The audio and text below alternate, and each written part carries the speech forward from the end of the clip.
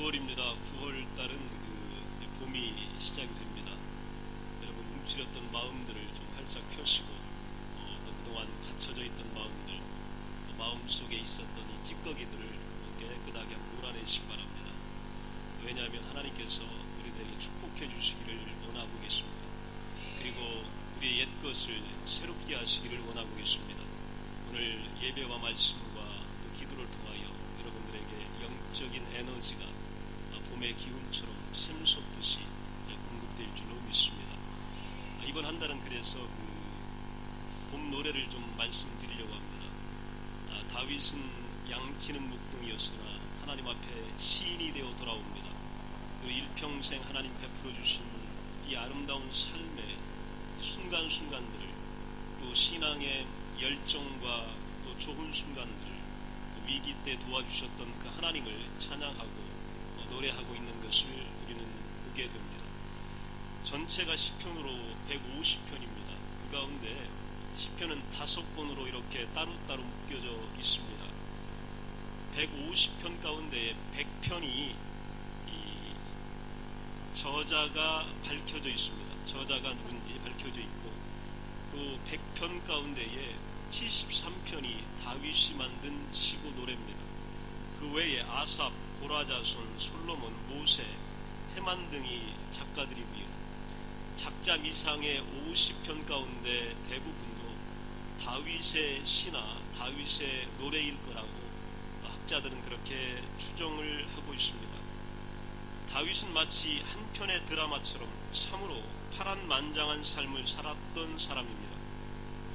그 삶에서 수많은 굴곡진 순간마다 하나님을 향한 기도가 있었고, 그 기도는 시가 되고 노래가 되어 오늘 우리의 가슴으로 전해지고 있습니다. 시는 절제된 것을 이야기합니다. 한 단어 속에 마음과 인생이 들어있고요, 한 문장 속에 표현하고 싶은 어마어마한 내용들이 함축되어져 있습니다. 읽으면 읽을수록, 묵상하면 묵상할수록 그 신비로운 말씀의 세계가 우리에게 자꾸 샘솟듯이 일어나는 것이 바로 시인데, 대다수의 시가 성전에 올라가는 노래라고 하는 표제가 붙어 있는 것을 보게 되면 이 시편은 성전에서 하나님께 예배 드릴 때에 사용되어진 것을 우리가 알 수가 있습니다. 인도자를 따라 부르는 성전 예배의 노래입니다. 오늘 저와 여러분이 읽은 시편 20편은 저자가 다윗입니다. 그런데 시는 우리가 조금 생각하고 봐야 합니다. 그 형식이 조금 다를 때가 있기 때문에 그래요. 백성들이 다윗을 축복한 내용입니다. 지은이는 다윗인데 내용은 백성들이 다윗을 축복한 찬송입니다. 백성들에게 축복의 기도와 시를 지어서 가르쳐준 다음에 그것으로 다시 자기를 축복하게 만든 시가 바로 20장입니다. 그래서 왕을 위한 기도였던 것입니다. 그 인칭을 보게 되면 너의 하나님으로 부르고 있습니다. 여기서 너의 하나님, 환난날의 여호와께서 내게 응답하시고 야곱의 하나님의 이름이 너를 높이 드신다. 이 말은요, 너라고 하는 단어가 다윗을 이야기하는 겁니다. 백성들이 우리 왕 다윗, 우리 왕 다윗을 높이 드실 것이다. 바로 그런 얘기입니다. 이걸 현대어 번역으로 잠깐 읽어보면요, 우리 왕이 어려울 때에 기도하면 여호와께서 왕에게 대답하여 주시고 야곱의 하나님의 이름이 왕을 보호해 주시기를 바랍니다. 이런 형식을 가지고 있습니다. 2절에 보면 성소에서 너를 도와주시고 시온에서 너를 붙드시며 이렇게 노래하고 있는데, 이 번역을 보면 여호와께서 주님의 성전에서 왕에게 도움의 손길을 보내주시고 시온산에서 왕을 붙들어 주시기 바랍니다. 이렇게 노래하고 있는 거예요. 이 구절은요, 굉장히 심각했던 위기의 순간입니다. 전쟁에 출전을 앞둔 다윗 왕을 위해서 이스라엘의 온 백성이 하나님께 도움을 구하는 기도입니다. 사무엘하 10장이 이 전쟁의 배경이 됩니다. 다윗이 아람 군대 암몬 연합군과 전쟁에 나가고 마병과 군사를 의지한 연합군과는 달리 다윗은 오직 하나님 한 분만을 의지하고 아람병거 700대와 마병 4만 명을 물리치고 전쟁에서 승리를 거둡니다. 이에 대하여 성경 사무엘하 8장 14절에 보면 다윗이 어디로 가든지 여호와께서 이기게 하셨더라 이렇게 말씀하고 있습니다. 전쟁에 나간 환난의 순간에, 위기의 순간에, 어려움의 순간에 온 백성들은 지휘관을 위하여, 왕을 위하여, 그리고 다윗을 위하여 이 노래를 하나님께 드렸고, 하나님은 이 기도를 들으시고 다윗이 어디로 가든지 승리하게 하셨다 이렇게 응답하여 주셨습니다. 오늘 여러분이 드리는 성전에서의 노래는 그 대상이 누구이든지 간에 하나님께서 반드시 승리하게 하여 줄 줄로 믿습니다. 이스라엘 공동체는 왕이 환난을 당할 때에 여호와께 응답해 주시기를 간구합니다. 그를 높여달라고 기도합니다. 도와달라고 기도합니다. 붙들어 주시기를 기도합니다. 이것이 바로 하나님이 기뻐 받으셨던 예배의 중요한 순간입니다. 우리들은 하나님께서 우리에게 허락하신 위대한 왕 예수 그리스도를 위하여 날마다 기도하고 찾습니다. 그리고 오늘 우리에게 이 땅에 허락하신 왕들과 지도자를 위하여 기도해야 합니다. 오늘 특별히 여러분 파더스데이입니다.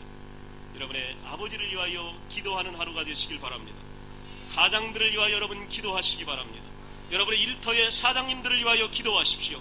함께하는 팀장들을 위하여 기도하십시오. 모임의 회장들을 위하여 여러분 기도하십시오. 목회자를 위하여 기도하십시오. 위정자를 위하여 기도하십시오. 이 기도를 들으실 때 하나님은 응답하여 주시는 것입니다. 운동선수들은 대개 보면 어디에서 그 경기를 하느냐에 따라서 결과가 판이하게 다릅니다. 홈 경기가 있고 어웨이 경기가 있습니다. 홈 경기는 내구장에서 운동을 하는 거고요. 어웨이는 다른 팀의 도시에 가서 다른 나라에 가서 운동을 하는 겁니다. 선수들에게는 홈그라운드의 이점이라고 하는 것이 있습니다. 이게 바로 뭐냐면 관중들의 뜨거운 응원이 있습니다. 조금 못해도 격려가 있습니다. 박수가 있습니다. 갈채가 있습니다. 지더라도 끝까지 싸우라는 함성이 온 그라운드에 메아리 있습니다. 그러면 선수들이 자신감을 가지고 다시 한번 경기에 임하게 되고 역전이라는 순간을 만들어내게 되는 겁니다. 이것이 바로 홈 경기의 위대한 장면입니다. 우리 믿음의 사람들에게는요, 홈 경기를 날마다 펼쳐가야 합니다. 우리 믿을 때마다 서로에게 축복하고 격려하며 박수를 보내고 갈채를 보내야 합니다. 조금 못 싸워도 우리 그들에게 용기를 주어야 합니다. 조금 게임에서 지더라도 그들에게 갈채를 보내요 다시 한번 이길 수 있도록 격려하며 축복하는 것, 이것이 바로 믿는 자의 복입니다. 우리는 모두 힘들게 믿음의 선한 싸움을 싸우면서 지치고 피곤할 때가 많이 있습니다. 여러분, 내가 남자이기 때문에, 여자이기 때문에, 때로는 지휘관이기 때문에, 때로는 따르는 사람이기 때문에, 가장이기 때문에, 때로는 회사에 책임을 맡고 있는 존재이기 때문에, 때로는 교회의 지도자이기 때문에 그 선한 싸움을 수없이 싸우면서 어렵고 지치고 피곤할 때가 많이 있습니다. 그때 우리 믿음의 홈그라운드에 모여든 우리들은 이 사랑하는 대상을 위하여, 형제들을 위하여 서로 기도해주고 축복해줄 때에 하나님의 위대한 힘들이 우리 가운데 일어나게 되는 것입니다. 출애굽기 17장에 보면 여호수아가 이 광야에서 가장 큰 적인 아말렉과 싸우는 장면이 나옵니다. 아말렉과 여호수아가 싸울 때에 모세는 산 위에 올라가서 여호수아를 위하여 기도합니다. 이것은 기도라기보다는 일종의 축복입니다. 출애굽기 17장 10절, 11절, 12절에 보게 되면 10절에 여호수아가 모세의 말대로 행하여 아말렉과 싸우고 모세와 아론과 훌은 산 꼭대기에 올라가서 11절에 보면 모세가 손을 들면 이스라엘이 이기고 손을 내리면 아말렉이 이기더니, 참 이상의 전쟁이요. 모세가 손 들면 이스라엘이 이기고 손을 내리면 아말렉이 이기는 기현상이 일어납니다. 그런데 또 이상한 일은 뭐냐면 모세의 팔이 피곤해졌다. 성경은 그렇게 이야기합니다. 모세의 팔이 피곤함에 그들이 돌을 가져다가 모세의 아래에 놓아 그가 그 위에 앉게 하고 아론과 훌이 한 사람은 이쪽에서 한 사람은 저쪽에서 모세의 손을 붙들어 올렸더니 그 손이 해가 지도록 내려오지 아니하니라. 모세의 손이 내려오지 아니했으면 승리는 이스라엘의 것입니다. 결국 이스라엘이 승리했습니다. 모세가 피곤할 때에 그 백성들이 한 일이 뭐냐면요, 산에다가 돌을 가져다가 모세로 하여금 앉게 한 겁니다. 거기 앉아서 기도하게 했고, 모세의 팔이 힘들 때 아론과 훌이 한쪽 팔을 붙잡고 내려오지 않도록 기도했던 것입니다. 오늘 여러분 세계의 지도자들은, 여러분의 지도자들은, 여러분의 가장들은, 여러분의 회사의 모든 리더들은 여러분의 도움을 필요로 하고 있습니다. 여러분이 지금 돌을 옮겨와서 앉게 하는 힘을 원하고 있습니다. 그들이 지치고 어려울 때 팔이 내려오지 않기를 위하여 기도하는 아론과 훌을 원하고 있습니다. 여러분 지금 여러분의 지도자를 위하여 기도하시기 바랍니다. 여러분의 가장을 위하여 기도하십시오. 남편을 위하여 기도하시기 바랍니다. 교회의 지도자들을 위하여 기도하시기 바랍니다. 이것이 바로 승리를 가져다주는 하나님의 위대한 원동력이 되었던 것입니다. 요즘 세계사를 보면요, 우리나라가 굉장히 잘 나갑니다. 한류를 통하여 세계에 많이 알려졌고, 우리 젊은이들이 굉장히 자신감을 갖고 있어요. 저도요, 솔직히 자신감이 많이 생겼어요. 몇 년 전에는 우리나라가 뭐 잘 산다 이런다 하면 참 믿어지지가 않았는데 요새는 좀 실감이 돼요. 왜냐하면 정말로 느껴져요. 그런데 우리나라를 계속해서 무시하는 나라가 하나 있어요. 어떤 나라냐면 우리 옆에 있는 큰 나라가 자꾸 우리나라를 무시해요. 그 나라가 어디냐면 중국이라고 하는 나라입니다. 이 외교적으로 결례를 범하고 자꾸 군사를 한 번씩 보내기도 하고 엉뚱한 짓을 가끔 하기도 해요. 그래서 속상할 때가 있고 자존심이 상할 때가 있습니다. 그런데 중국이 마음대로 못하는 나라가 한 나라가 있다고 요즘 외신에 자주 나옵니다. 그 나라가 어떤 나라냐면 베트남이란 나라입니다. 우리보다 훨씬 못 살아요. 우리보다 후진국입니다. 여러 가지 시스템에서 열등합니다. 그리고 외교적 능력에서 뒤떨어집니다. 그런데 중국이 한국이란 나라는 막 다루면서 베트남이라고 하는 나라를 막 다루지 못한다. 이게 외교가의 분석입니다. 왜 그럴까? 동남아의 작은 나라 베트남, 왜 그럴까? 여러분 이유가 있습니다.